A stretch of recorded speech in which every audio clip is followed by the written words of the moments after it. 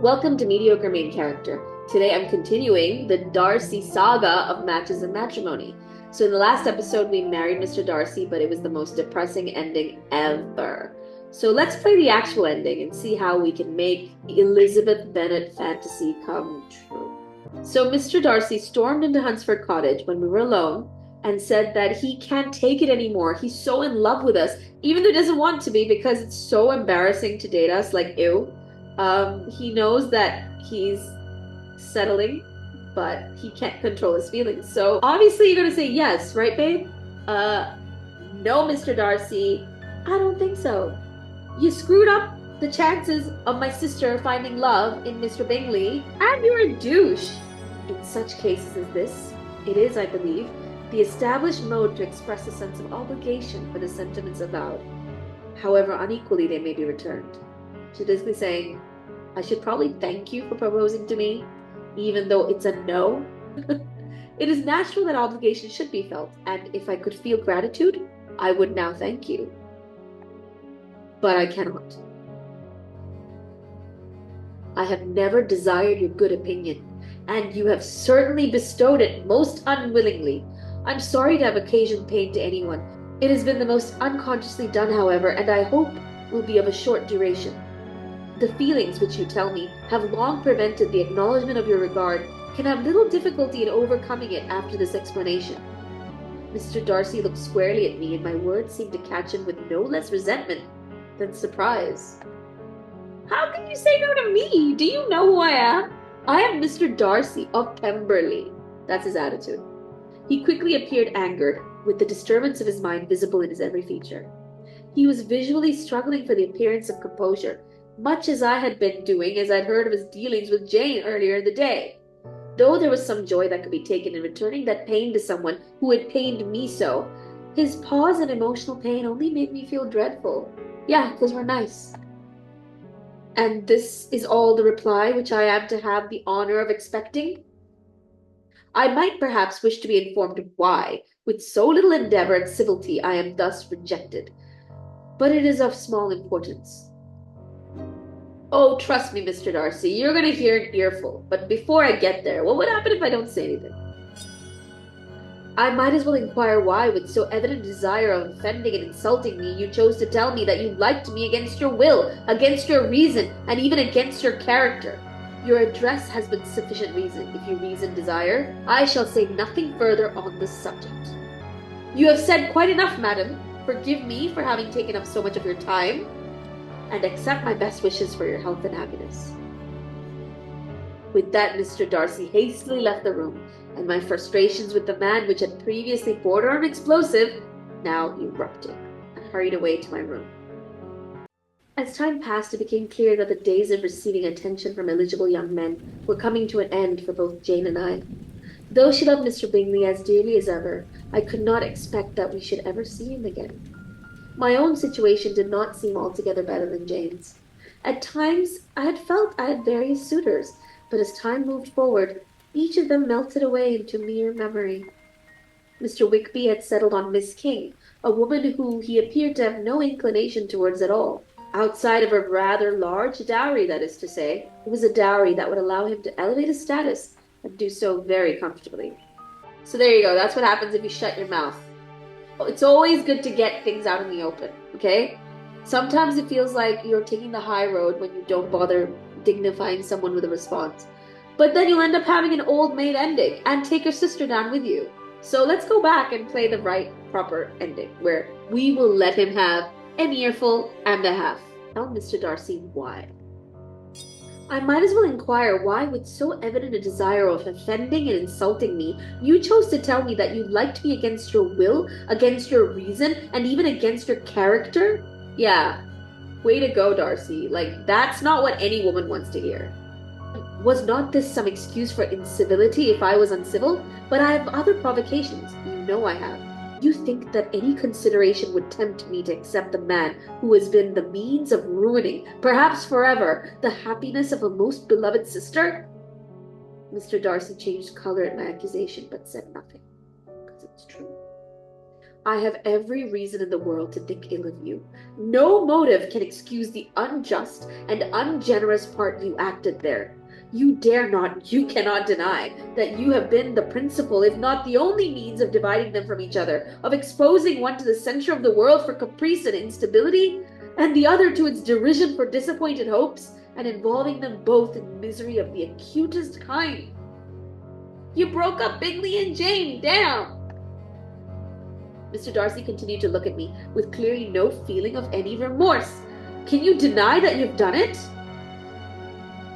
I have no wish of denying that I did everything in my power to separate my friend from your sister, or that I rejoice in my success. Towards him I have been kinder than towards myself. Oh my God. This guy! He's like, I care about Bingley so much, I can't see him ruin his life by marrying someone lowly like Jane. But I don't mind marrying you. What the hell? I'm gonna blame him for Wickeby's woes. Yeah, it's not merely this affair on which my dislike is founded. Long before it had taken place, my opinion of you was decided. Your character was unfolded in the recital which I received many months ago from Mr. Wickeby. On this subject, what can you have to say? In what imaginary act of friendship can you here defend yourself? Or under what misrepresentation can you here impose upon others? You take an eager interest in that gentleman's concerns. Jealous, are we, Darcy? Who that knows what his misfortunes have been can help feeling an interest in him? His misfortunes? Yes, his misfortunes have been great indeed. And of your infliction. You have reduced him to his present state of poverty. You have withheld the advantages which you must know to have been designed for him. You have deprived the best years of his life of that independence which was no less his due than his desert. You have done all this, and yet you can treat the mention of his misfortune with contempt and ridicule. And this is your opinion of me? Yeah, this is the estimation in which you hold me?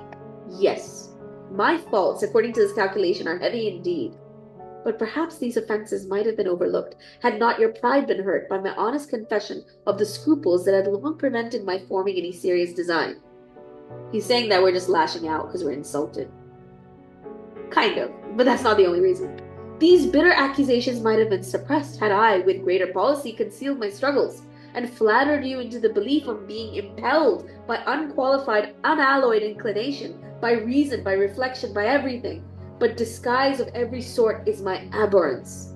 Nor am I ashamed of the feelings I related. They were natural and just. It's natural for a man like me to feel disgusted and ashamed of being in love with a woman like you. Could you expect me to rejoice in the inferiority of your connections? To congratulate myself on the hope of relations whose condition in life is so decidedly beneath my own? You're mistaken, Mr. Darcy, if you suppose that the mood of your declaration affected me in any other way.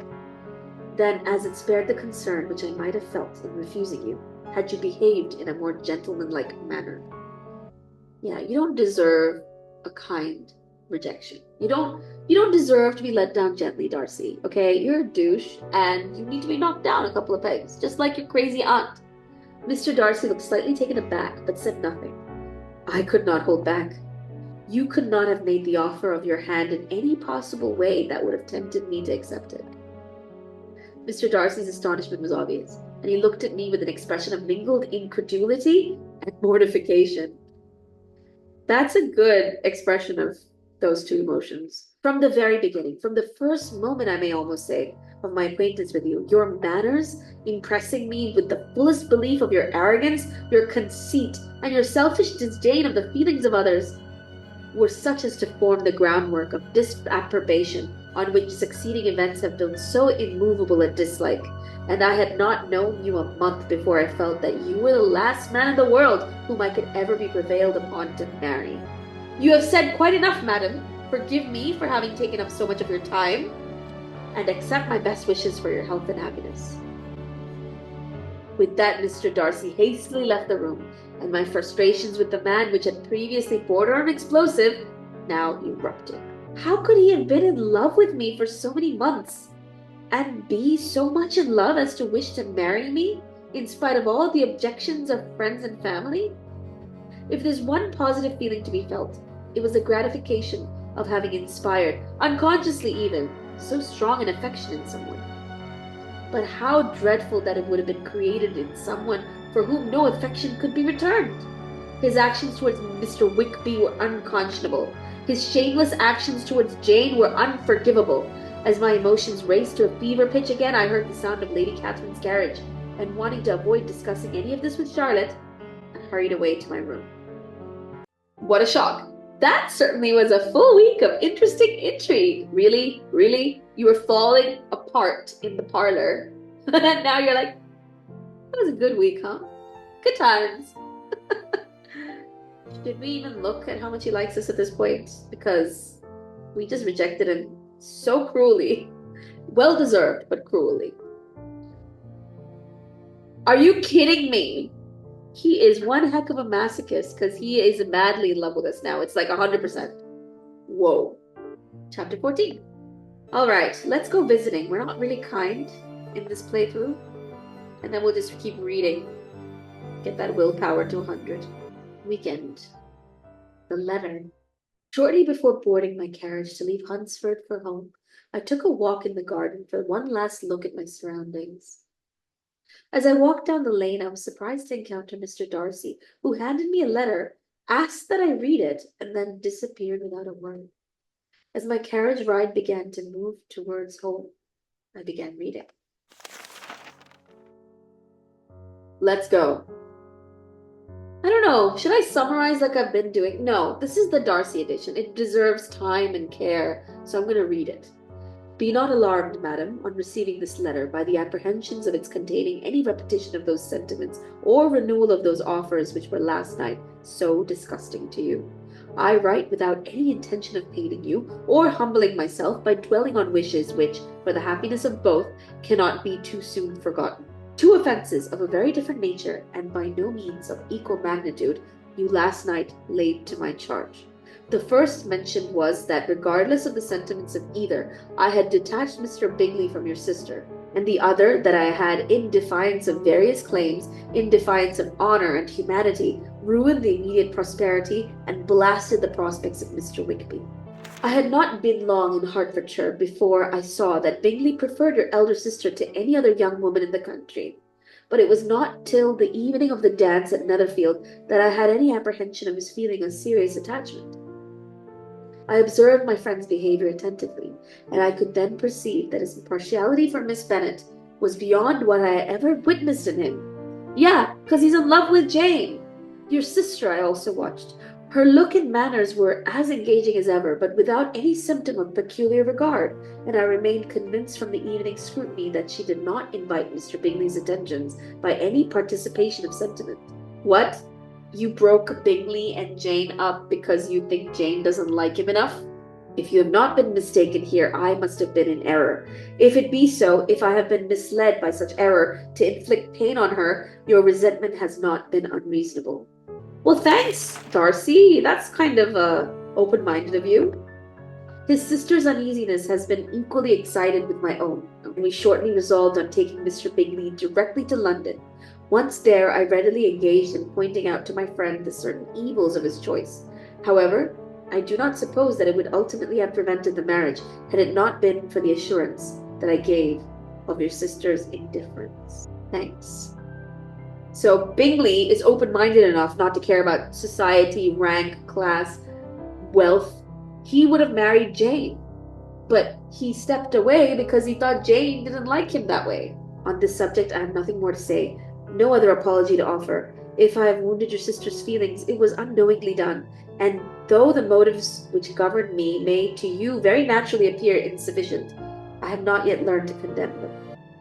With respect to the weighty accusation of having injured Mr. Wickeby, now we're getting the real tea. I can only refute it by laying before you the whole of his connection with my family. Mr. Wickeby received every liberal kindness from my father, having supported him at school and afterwards at Cambridge.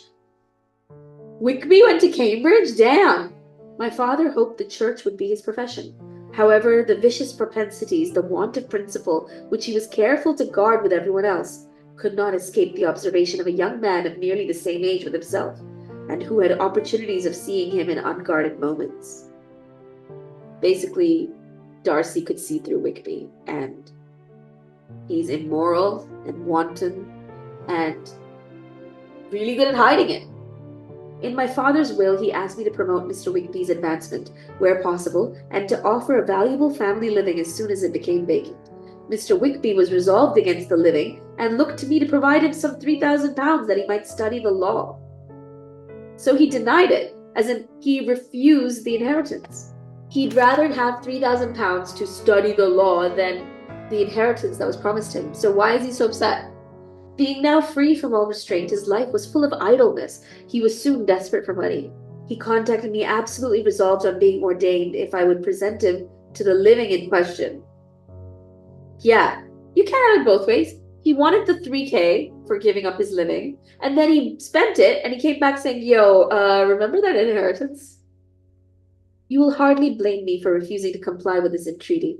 His resentment was in proportion to the distress of his circumstances, and his actions towards me became vengeful. Being broke does that to an immoral person. I must now mention a circumstance which I should wish to forget myself, and which no obligation less than the present should induce me to unfold to any human being. Having said thus much, I feel no doubt of your secrecy. Last summer, my sister Georgiana went to Ramsgate. Thither went Mr. Wickeby, undoubtedly by design. Georgiana was persuaded to believe herself in love and to consent to an elopement. She was but 15, which must be her excuse. Wickeby is a predator. He is sick. I can't believe this. His disgusting, wanton glances at Lydia Ann. It makes sense. He likes them young. He is disgusting. I joined them unexpectedly a day before the intended elopement, and she acknowledged the whole to me. Mr. Wickeby was written to and left immediately. His chief object was unquestionably my sister's fortune, which is £30,000, but I cannot help supposing that the hope of revenging himself on me was a strong inducement. His revenge would have been complete indeed. Well, we all know what happens when you marry Wickeby. We had that ending. It's disastrous. This, madam, is a faithful narrative of every event in which we have been concerned together, and if you do not absolutely reject it as false, you will, I hope, acquit me henceforth of cruelty towards Mr. Wickeby. You may wonder why all of this was not told to you last night, but I was not then master of myself enough to know what could or ought to be revealed. God bless you. Fitzwilliam Darcy. That's heavy stuff. So we were clearly wrong about Darcy in some respects. He is proud, he is arrogant, he does consider himself better than everybody else, especially better than us and our family. But he did not wrong Wickeby. Wickeby is a scumbag. The shock of the letter was powerful and strong, and I was quickly ashamed of myself. In regards to both Mr. Darcy and Mr. Wickeby, I had been blind, partial, prejudiced, absurd. The emotions forced themselves to my lips, and I spoke aloud in my private coach. How despicably I've acted. I, who have prided myself on my discernment. I, who have valued myself on my abilities. I, who have often disdained the generous candor of my sister and gratified my vanity in useless or blamable mistrust. How humiliating is this discovery, yet how just a humiliation. Had I been in love, I could not have been more wretchedly blind, but vanity, not love, has been my folly. Pleased with the preference of one, and offended by the neglect of the other, on the very beginning of our acquaintance. I'm very impressed with our character. She realizes that a lot of our disdain and dislike towards Darcy was from his first comment, and our own vanity. And Wickeby was so nice to us. He was laying it on thick the minute he met us, and we fell for it. I have courted prepossessions and ignorance and driven reason away where either were concerned. Till this moment, I never knew myself. I spent the better part of the ride home wondering just how I'd come to my current circumstance and what might be done about it. Hi, Pierre! Good girl! I spent the better part of the ride home wondering just how I'd come to my current circumstance and what might be done about it. I mean, it's a long way. My thoughts kept me in the most somber and distracted mood that left me surprised when I realized we'd already arrived. That's a nice return. Look at the flower petals and everything. Ah, there she is. I'm glad you are come back, mediocre. Come inside now. Jane! Mediocre? I could not help but immediately share the whole of Mr. Darcy's letter with Jane. I was in desperate need of her agreeable company. And obviously to iron things out. She's clearly feeling rejected by Bingley, and we need to tell her it's not you. He loves you. I felt lost and in need of better understanding of myself. Well, what do you think? I do not know when I've been more shocked. Wickeby's so very bad, it is almost past belief. And poor Mr. Darcy, dear mediocre, only consider what he must have suffered. Such a disappointment. And with the knowledge of your ill opinion, too, and having to relate such a thing of his sister? That's true. To share something like that about his sister, especially for a man like Darcy, oof, it is really too distressing. I'm sure you must feel it so. Poor Wickeby. Poor Wickeby! There is such an expression of goodness in his countenance, such an openness and gentleness in his manner. Yeah, there's some great mismanagement in the education of those two young men. One has got all the goodness, and the other all the appearance of it. Oh, I never thought Mr. Darcy so deficient in the appearance of it as you used to. And yet I meant him to be uncommonly clever in taking so decided a dislike to him, without any reason. It is such a spur to one's genius, such an opening for wit to have a dislike of that kind. Yeah, we get it. Pride and prejudice. One may be continually abusive without saying anything just, but one cannot always be laughing at a man without now and then stumbling on something witty. Mediocre, when you first read that letter, I'm sure you could not treat the matter as you do now. Indeed, I could not. I was uncomfortable enough, I may say, unhappy, and with no one to speak about what I felt, no Jane to comfort me and say that I had not been so very weak and vain and nonsensical as I knew I had. How unfortunate that you should have used such very strong expressions in speaking of Wickeby to Mr. Darcy, for now they do appear wholly undeserved. The misfortune of speaking with bitterness is a most natural consequence of the prejudices I had been encouraging. Now we ask for advice. I want to be told whether I ought or ought not to make our acquaintances in general understand Wickeby's character. Yes, expose Wickeby. Oh, this is turning out to be a really long playthrough, so I'm going to actually stop here and continue next time. So thanks for watching if you did, and stay tuned for more Darcy escapades.